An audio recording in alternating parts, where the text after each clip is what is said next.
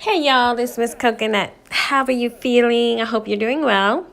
I'm doing amazing. So, as promised, I'm delving into a month of conspiracies. So, my favorite topic this month has to be the mud flood theories. Now, let me tell y'all something about how the media works.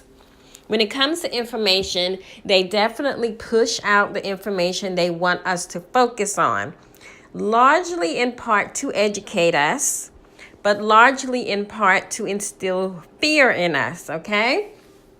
So that's why you have to pay attention to the trends about the conspiracies as they come out. Duly note them and go on about your life, okay? We don't live in fear. We are alchemists, so we're always creating our best lives. But there's nothing wrong, honey, with the little conspiracy tinfoil hat time.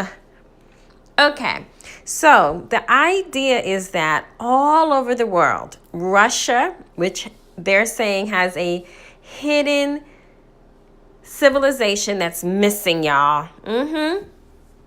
And London, Canada, Mexico, parts of Africa, Spain, and the United States has a hidden history of some great catastrophic event that occurred around the 19th century, early 19th century, that involved either an artificial event or a natural cyclical event that devastated large parts of the earth and got rid of large segments of the population. And they started to say this was coming out because people were studying the structure of certain buildings that were in place, and they noticed that most of these buildings have really weird formations to the bottom level. Meaning, and as you can see in the pictures, the bottom levels look like basements with little windows, okay? But there's really no need to have a window there in the basement, which is mostly used for storage. And some of them have doors. And when they started to uncover them, they found hidden tunnels, hidden rooms, and in some cases, they were so grand, it seemed like it should have been like the first floor of the building. So they started to say that at some point, we have been experiencing these events. Now, whether it's a natural event caused like by the sun moving or the plate shifting or a meteor hit us or the planets moved out of alignment, something occurs every so often, okay? So every so many thousands of years, something occurs that resets the earth. Some of the people survive, some don't.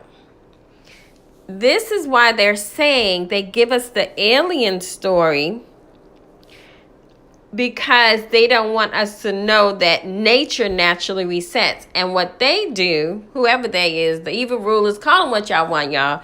You know, whoever they is, they know it's coming because there are certain records left, and they take advantage of what's left over of the civilization that remains, whether it's buildings, whether it's wealth. In fact, they said when we had the gold rush and people were like building all of these mansions in the U.S., they're saying they weren't really building them, they were uncovering them and claiming them. The evil rulers, it's a small segment of them that do this repeatedly over history's time. I know, isn't this crazy? And this is crazy, y'all, because I'm like, what would be the motive? This is what I always ask myself when it comes to these conspiracies. Why? Who? Why? Who? What would be the reason?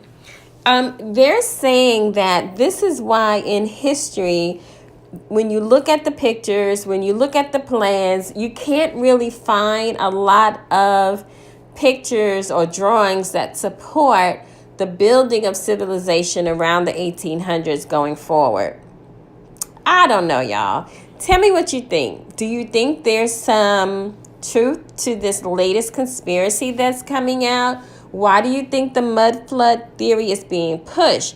Do you think that the overlords push the information to get humanity to wake up to a certain point? Like, everyone always says, well, they always warn us before they strike. Whoever they is. I haven't figured out they. Have y'all figured out they? And so this is why now the mud flood theory is coming out hot and heavy for everyone to get the information and then give it back out.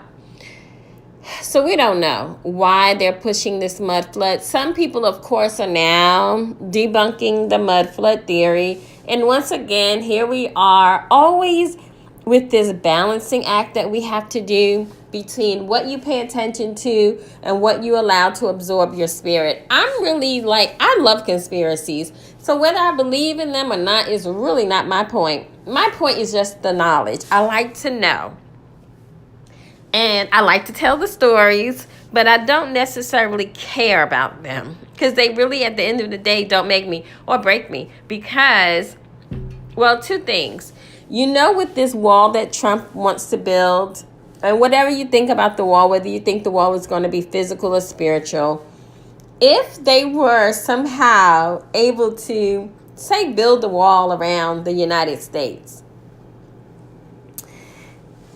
that would also mean that, say, if we were due to be hit with this cyclical, catastrophic event, whether it's man-made or not, if they contained us within the United States, we couldn't get out.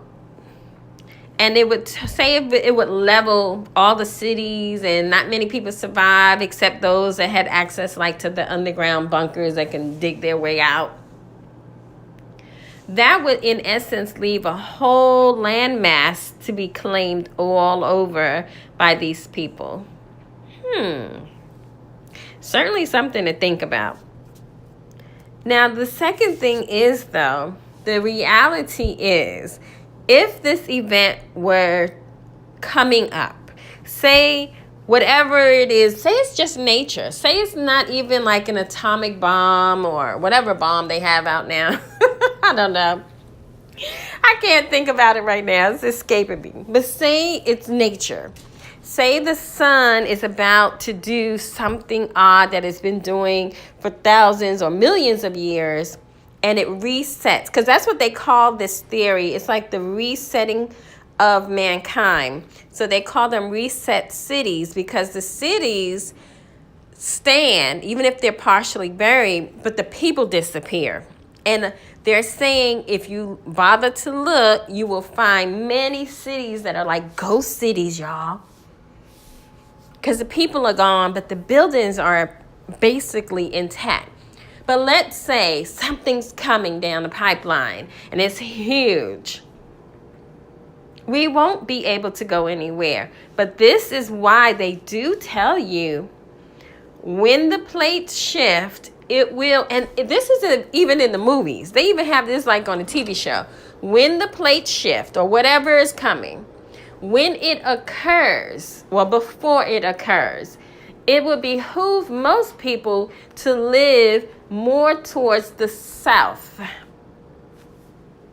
More towards the south, like South America. Isn't that something? When the shift occurs, the physical devastation occurs, it would behoove most people to go towards the south. This is why they say the people in the cities, which is typically the north, will experience the devastation and they won't have time to go anywhere because it's going to be too sudden. But that the people in the south could escape across the borders into South America. So is the wall really to keep anyone out? Or is it to keep some people in?